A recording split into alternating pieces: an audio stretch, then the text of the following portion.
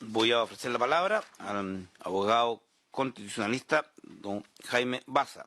Interés básico, don Jaime, lo conversamos, el tema alcances del estado de emergencia y también estado de sitio en materia constitucional. Tiene usted la palabra. Bueno, buenos días, señor presidente, buenos días a la comisión. Es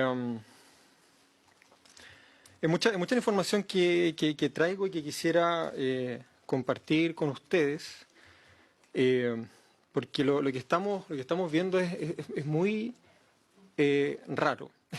Es difícil de procesar en términos jurídicos constitucionales por una serie de razones que voy a dar a continuación. Pero principalmente yo quisiera empezar con esto para que quede la idea instalada y después lo voy a ir desarrollando y lo voy a ir explicando. Hoy día estamos en algo así como una excepción dentro de la excepción constitucional. No estamos propiamente en un estado de excepción constitucional, estamos al margen del estado de excepción constitucional. Lo que estamos viendo hoy día en las calles es violencia estatal de facto, que no tiene absolutamente ningún respaldo normativo, ninguno. Y quiero ser muy responsable y cuidadoso con lo que voy a decir a continuación. Pero no hay respaldo normativo para las facultades que están ejerciendo hoy día los jefes militares. Voy a explicar por qué. En primer lugar, la norma constitucional efectivamente establece distintos tipos de estado de excepción constitucional que son graduados, ¿verdad?, según la gravedad de la situación de facto que afecta al país, que van desde una guerra externa hasta una conmoción interior.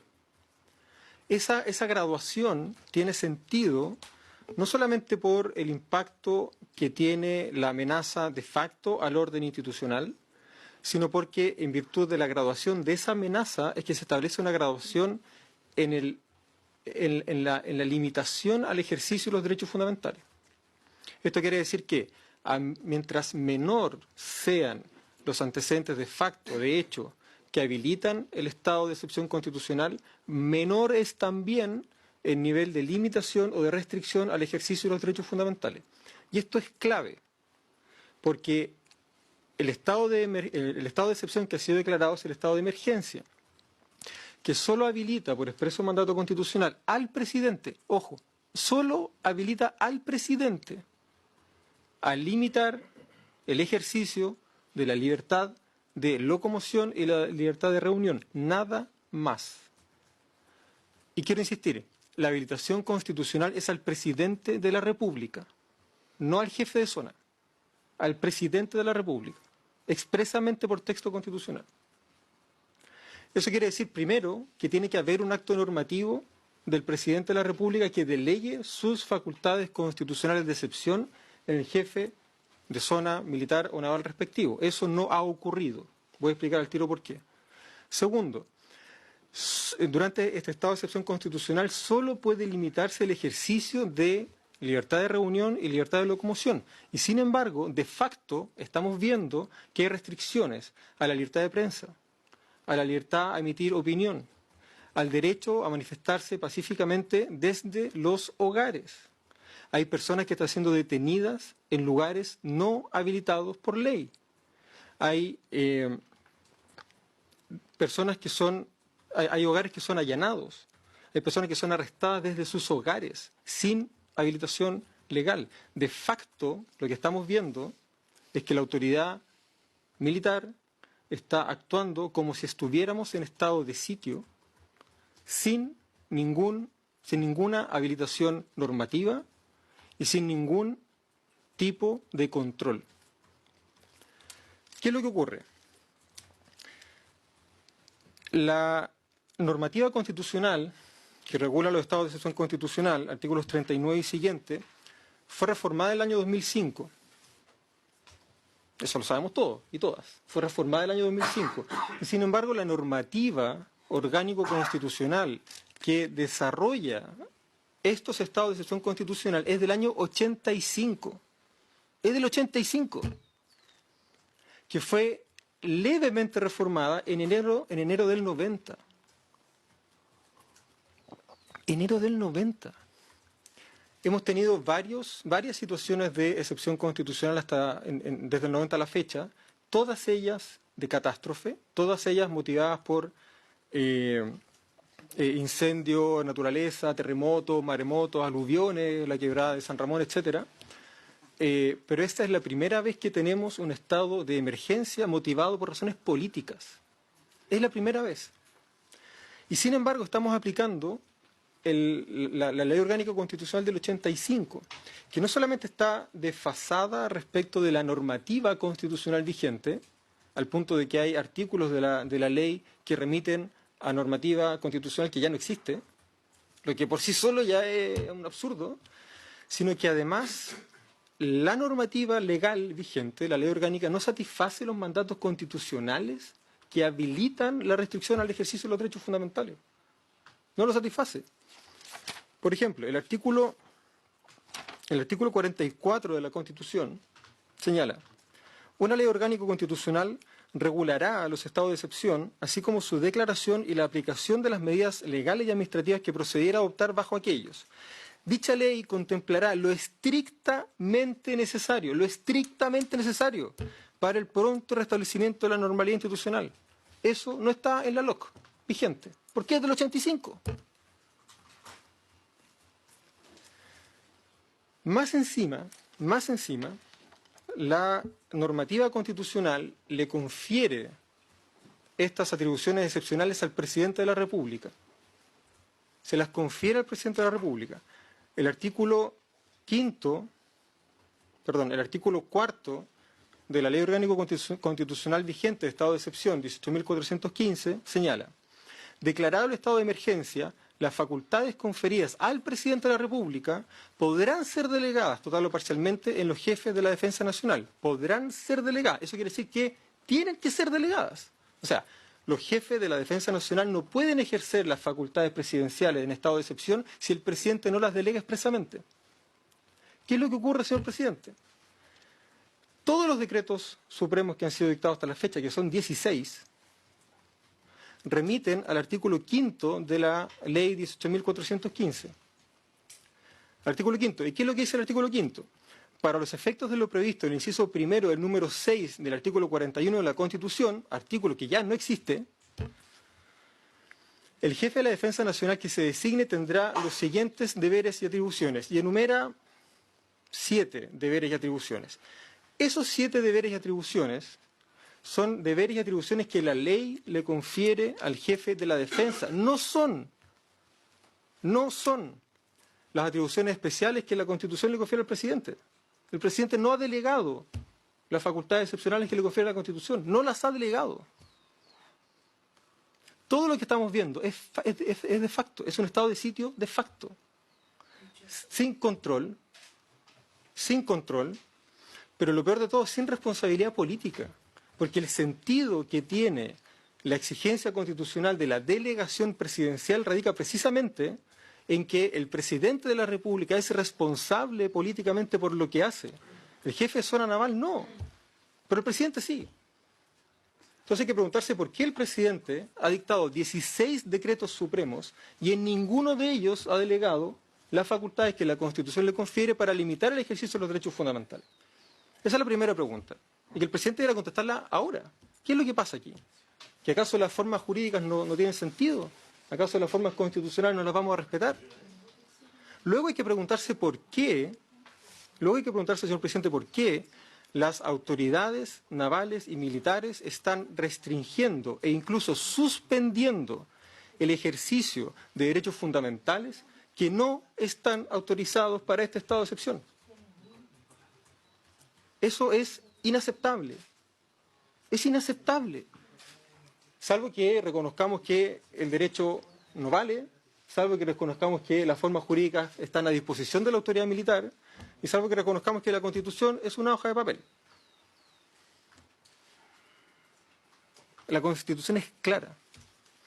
Yo revisé, señor presidente, los decretos supremos que decretan estado de catástrofe de febrero del 2010 después del terremoto y de abril del 2014, luego el incendio que hubo aquí en Valparaíso. Y lamento señalar que el estándar normativo de esos decretos es todavía peor que el estándar normativo de los decretos que tenemos ahora, de los 16 decretos dictados desde el 19 de octubre. Es todavía peor. Son todavía más ordinarios. Y debo recalcar, el artículo 44 entrega un mandato a la ley orgánica que la ley orgánica no satisface, y luego la ley orgánica, que ya es precaria para estos efectos, en su artículo 4, le establece un mandato al presidente de la República que el presidente no satisface. Hoy día, el único habilitado normativamente para restringir el ejercicio de la libertad de locomoción y de la libertad de reunión es el presidente de la República, y el presidente no ha delegado esa facultad. Entonces hay que preguntarse, bueno, entonces, ¿por qué hay una autoridad militar decretando toque de queda si no está autorizado para eso? Es más, el artículo 5º, número 4 de la Ley Orgánico Constitucional de Estado de Excepción señala: el jefe de la Defensa Nacional que se designe tendrá los siguientes deberes y atribuciones. Número 4, controlar la entrada y salida de la zona declarada en estado de emergencia y el tránsito en ella. Quisiera hacer énfasis, señor presidente, en que el artículo 5º, número 4, usa el verbo controlar. Este verbo, para que nos tomemos las cosas en serio, tiene un mandato cuya intensidad normativa es muy inferior a restringir y mucho más inferior todavía a suspender.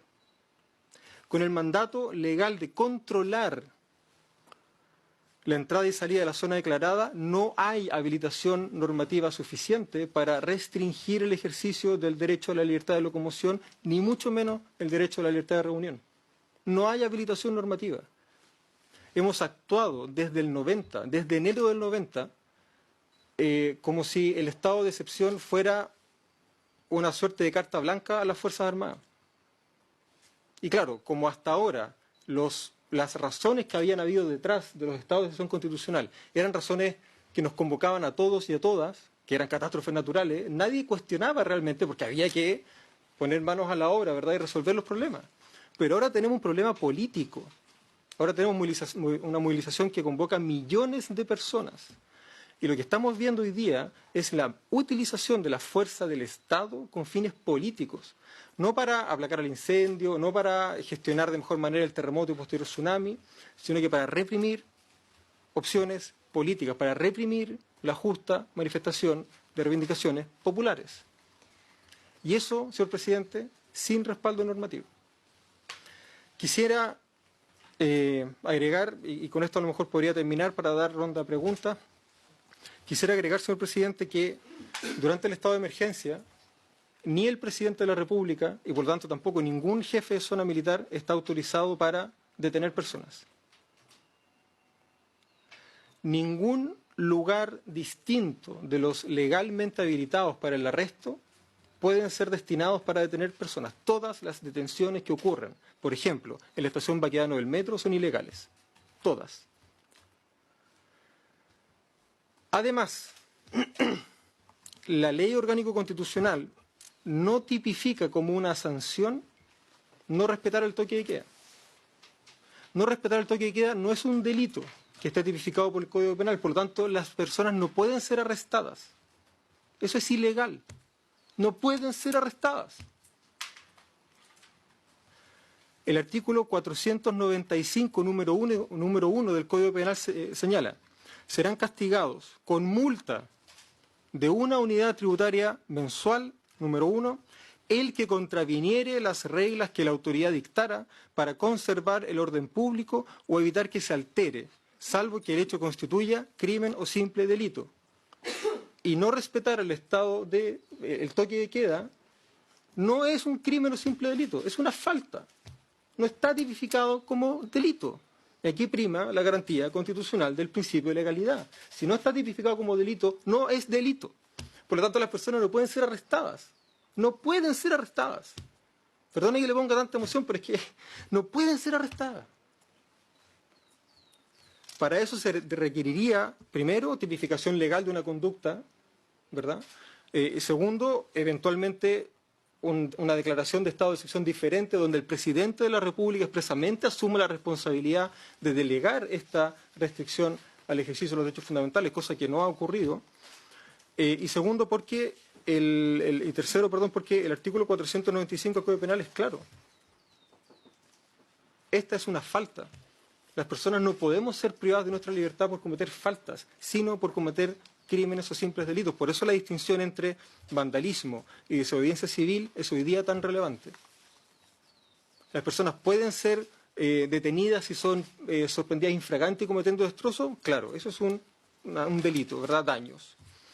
Pero las personas no pueden ser detenidas por no respetar el toque de queda. Eso es desobediencia civil. No pueden ser detenidas. Y como no está tipificado como delito, cabe dentro de la categoría de falta. Por lo tanto, no pueden ser detenidas, no pueden ser arrestadas. Señor presidente, con esto termino. Estamos evidentemente en una situación muy compleja, muy difícil.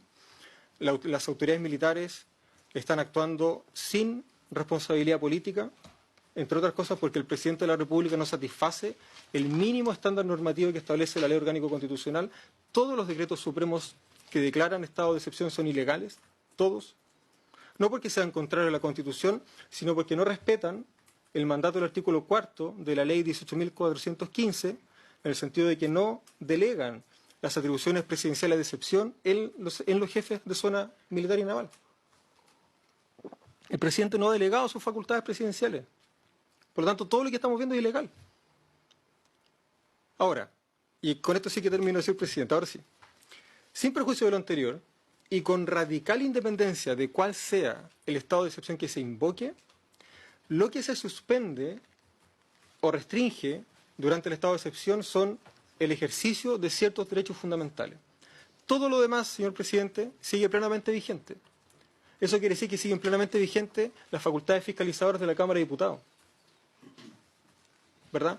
Habría que preguntarse, por ejemplo, a través de la Cámara de Diputados, cuáles son las